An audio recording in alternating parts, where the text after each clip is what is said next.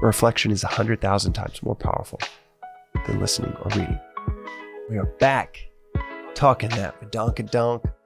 Today's ep is covering chapter 13 of the Gita, the world's most famous poem.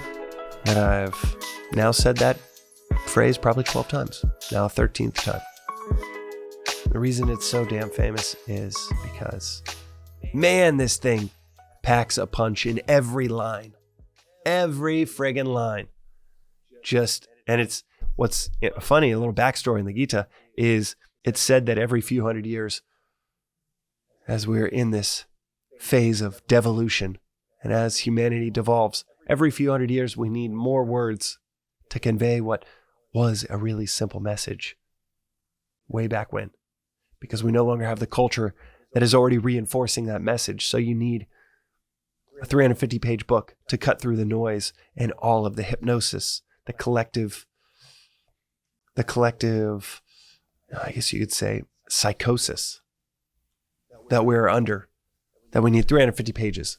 2,500 years ago, you only needed 700 verses of a 30-minute dialogue in the Gita. 1,000 years before that, you needed 13 verses in an Upanishad. 5,000 years before that, you just needed 3 words. Tattvam Asi. You'd spend 2 years trying to study under a master, bringing them firewood, 5,000 BC, and then finally after 2 years you're accepted and you'd be given the secret. Tattvam Asi. That thou art. You're it. You are that which is. And then you'd reflect on that for 5, 10, 50 years. But that's not the state in which the world is in today. We need, well, a whole lot more than 3 words.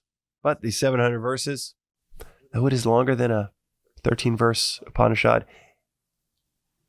each line packs one hell of a punch, which we'll get to in chapter 13 with my favorite verse. But chapter 13 is the yoga of the distinction between the field and knower of the field.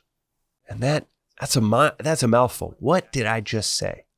The distinction between the field and the knower of the field. Well, within this philosophy, the field is our body.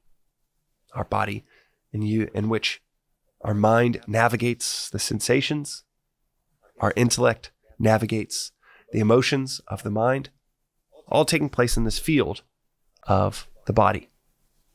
And then there is another aspect to us and who we are, the real aspect, which is the knower of the field. The knower, observer of this equipment, of all of these equipments.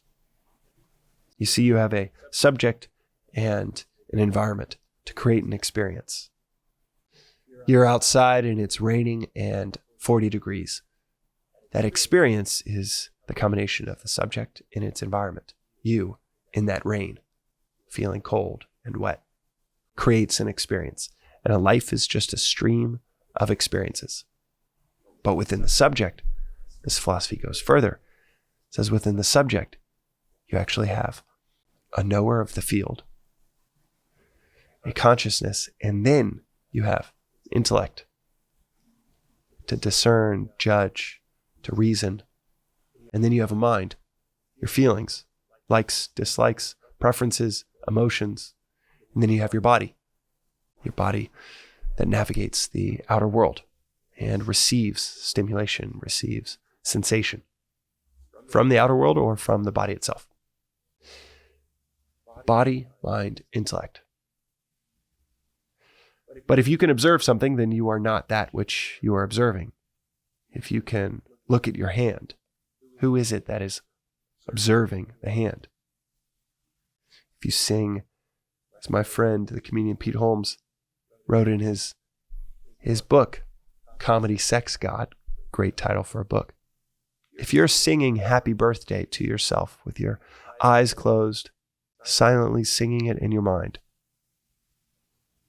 who is it that hears you singing? That is the knower of the field. Awareness itself, consciousness itself. In verse 23 of chapter 13, talks about this knower of the field, who you and I, who all of us really are. Because whatever you're observing, by definition, you can't be that which is observed. You are the observer. The Supreme Spirit in this body is thus said to be the witness, permitter, supporter, enjoyer, great Lord, and also the Supreme Self. The Supreme Spirit in this body is the witness, the observer. Just like even 7,000 years ago, you hear Tattvam Asi, and you'd have to spend decades to rewire yourself around an understanding of what those three words might mean. You are that. Similarly, just hearing that you are the witness, apart from all of this phenomena. Hearing it's one thing, reflecting on it for a few days or for a few years is another thing, but completely rewiring your identity to identify as that and not as your body, not as your mind, not as your intellect. That is a completely different exercise. To embody that wisdom, not just hear it, not recite it, not even logically understand it, because this philosophy makes everything so logical. And yet it is experiential. And that takes it from knowledge and turns it into wisdom.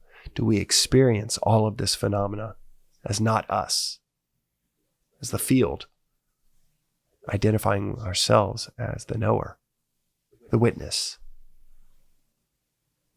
apart from it all? That is my favorite verse of chapter 13.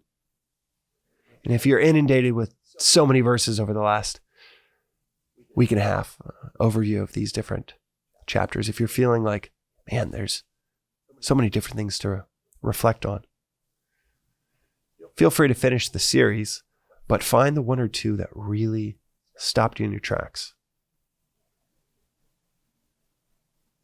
Jot it down, journal. Why did it resonate with you so much? Or what was so transfixingly strange or foreign about what was being said and yet somehow caught your attention? Reflection is 100,000 times more powerful than listening or reading. Don't give up the best part of listening or reading, that reflection, that internalization, by just being satisfied with, wow, that was cool, or that was an interesting concept, or wow, that really kind of shifted things for me for a day or two and then I forgot. And it was like I never even heard it. Reflection is 100,000 times more powerful than listening or reading. That's today's reflection on the Daily Vedantic. We'll see you next time.